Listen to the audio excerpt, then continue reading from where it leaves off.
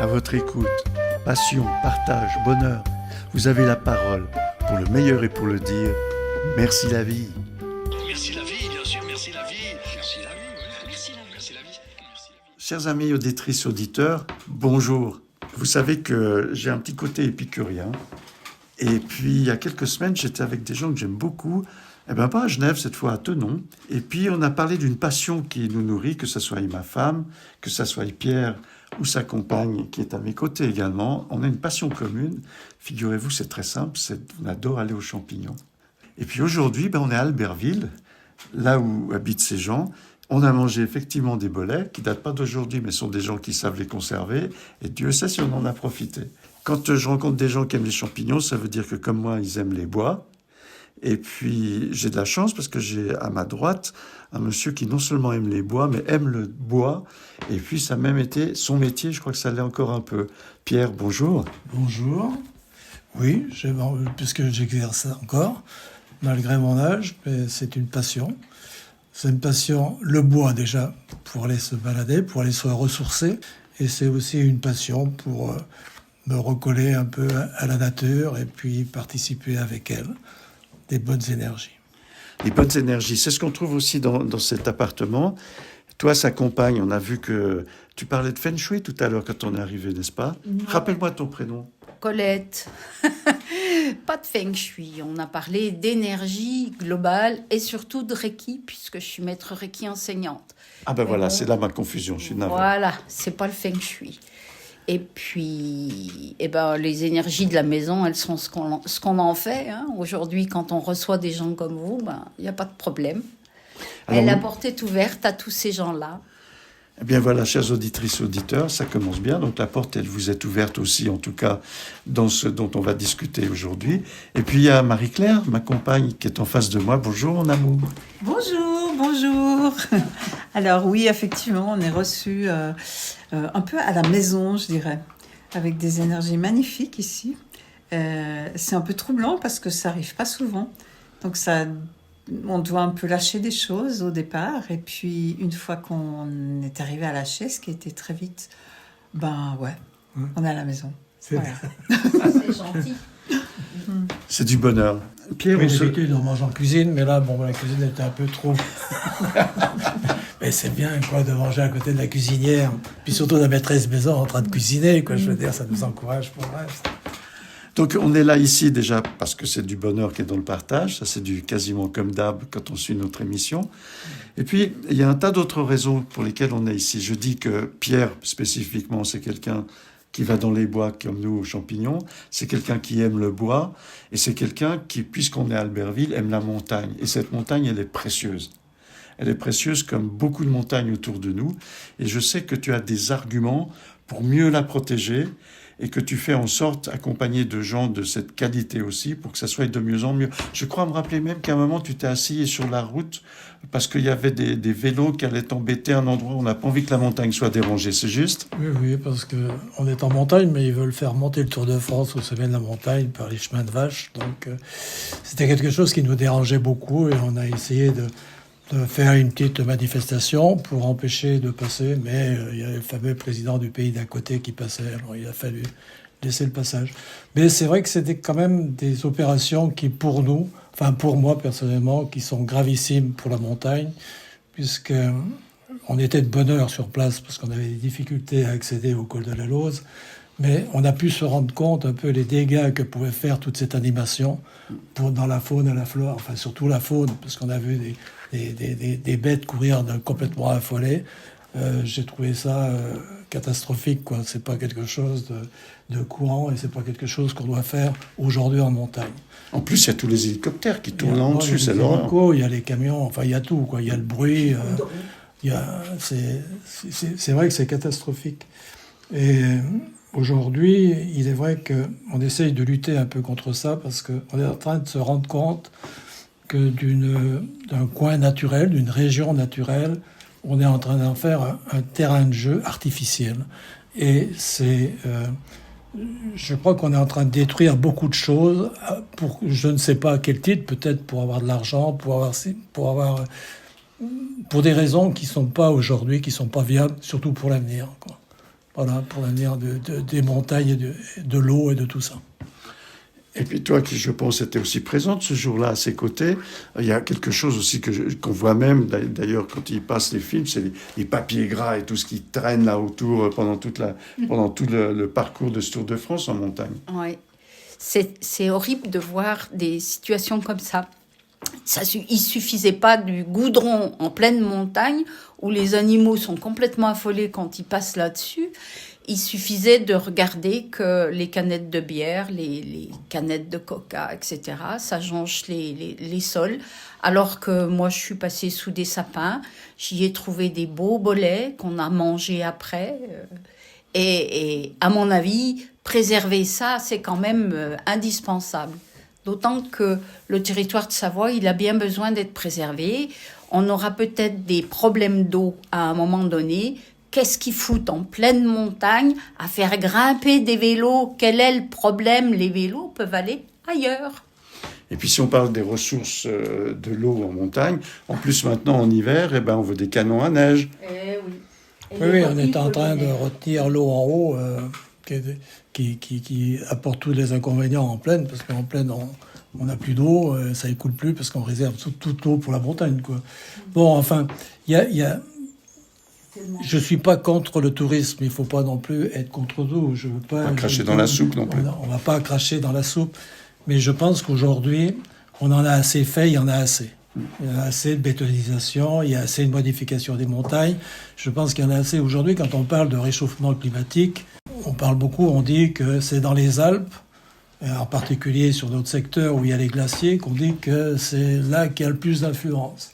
Mais je ne sais pas si les gens, quand ils se promènent chez nous, quand ils prennent les vallées, je ne sais pas s'ils se rendent compte un peu le nombre de constructions qu'il y a en tôle partout. C'est de la tôle, ce sont tous des radiateurs.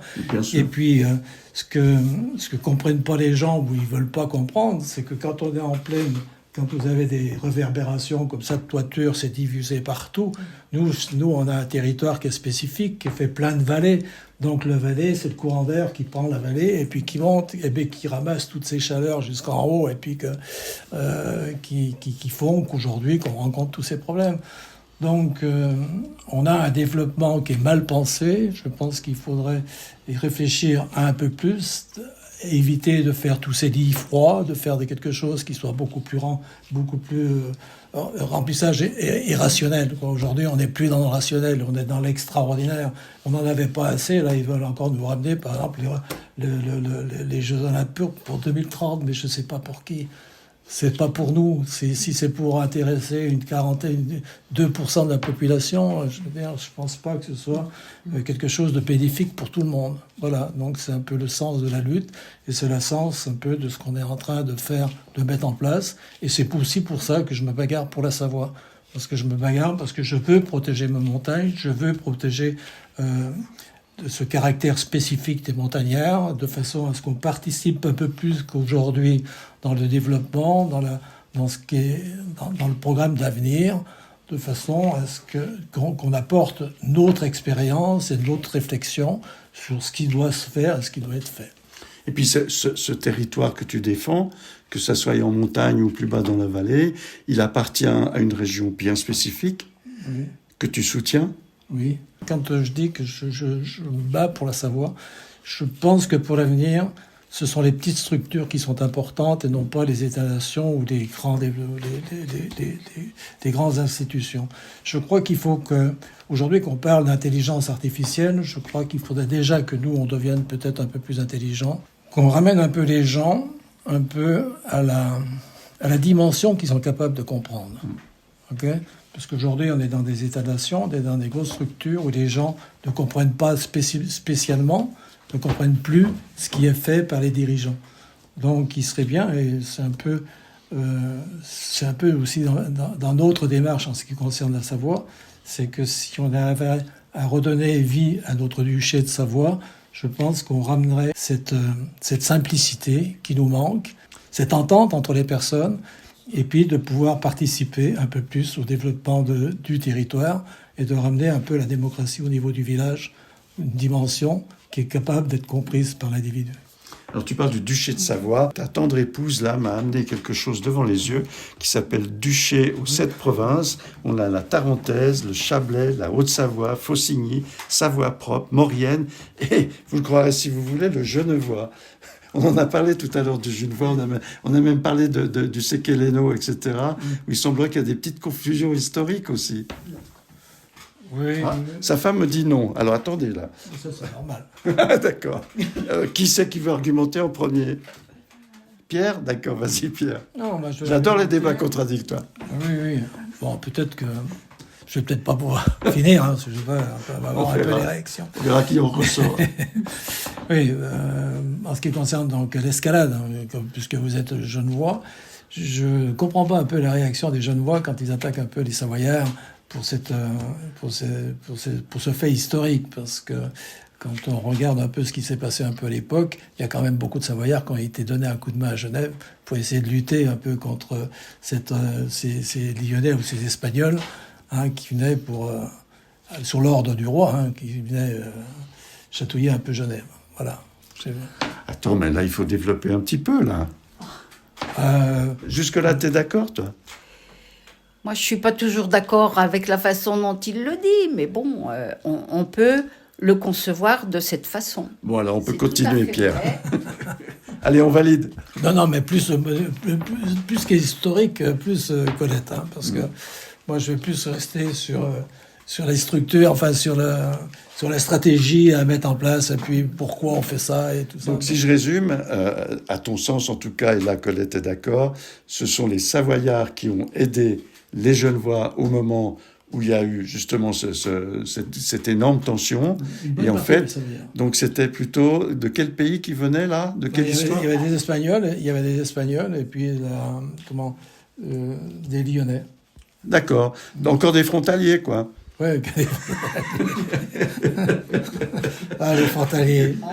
Ouais, c'est pareil encore aussi avec les frontaliers. Aujourd'hui, Genève, je sais que il y a des gens qui rouspètent un peu contre les frontaliers, mais nous aussi, on est en Savoie et on rouspète aussi contre les frontaliers parce qu'on est en train de se rendre compte qu'aujourd'hui, il n'y a plus un jeune qui peut acheter un appartement, il n'y a plus un jeune qui peut louer, il est obligé de partir de son pays parce qu'aujourd'hui, les prix sont devenus inaccessibles.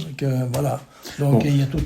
ça, c'est un autre chapitre. On pourrait avoir une autre interview juste là-dessus. Je dirais juste en parenthèse que j'ai un ami qui est passé à l'hôpital il y a quelque temps pour un gros bobo. Je dis donc, s'ils n'étaient pas là, tu serais mort, mon vieux. Parce qu'à l'hôpital, il n'y a personne d'autre qui veut faire ce boulot. Ouais, bien sûr.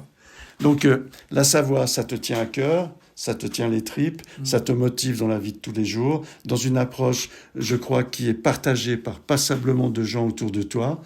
Et c'est ce qu'on appelle, et qu'on comprend des fois très mal à Genève, les Savoisiens. Alors les Savoisiens, quand j'en discute à Genève, on se dit « Oula, mais c'est quoi pour une équipe encore des conservateurs, des fois un petit peu limite. » Et puis moi, je rencontre quelqu'un qui est proche de la nature, qui aime son pays pour ce qu'il est, auquel je me sens très très proche, pas que par les champignons, mais de l'énergie qui se passe quand on est avec toi et de la façon dont tu défends ce que tu aimes.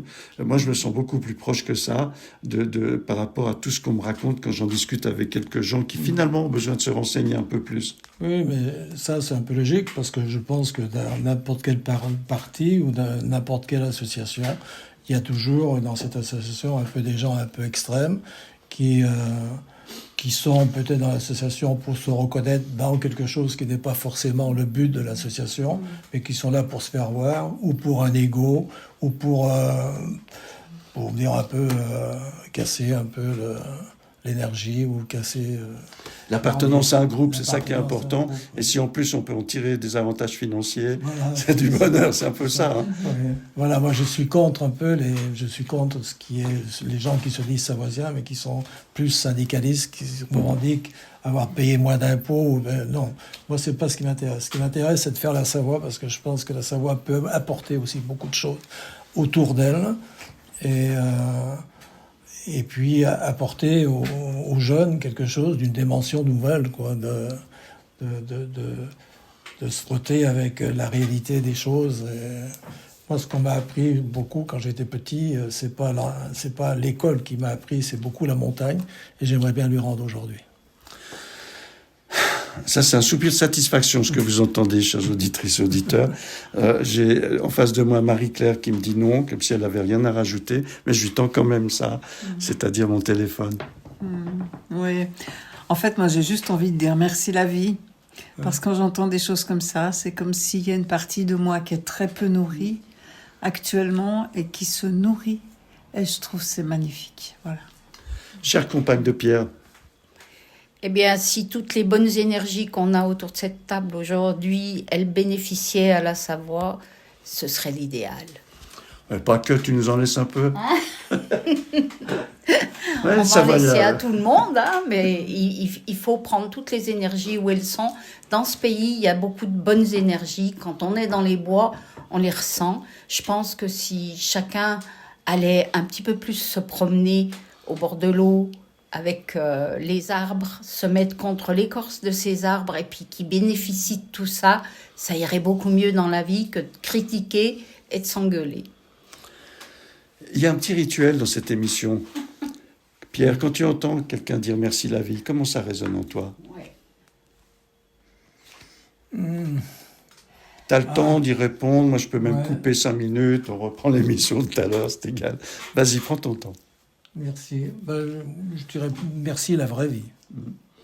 Alors la vraie vie, La vraie vie, c'est de vivre en toute franchise, en toute sincérité, et de la vivre à plein, avec ses problèmes, ses belles choses, ses vilaines choses, et d'essayer de faire ce que les belles choses soient plus fortes que les mauvaises choses.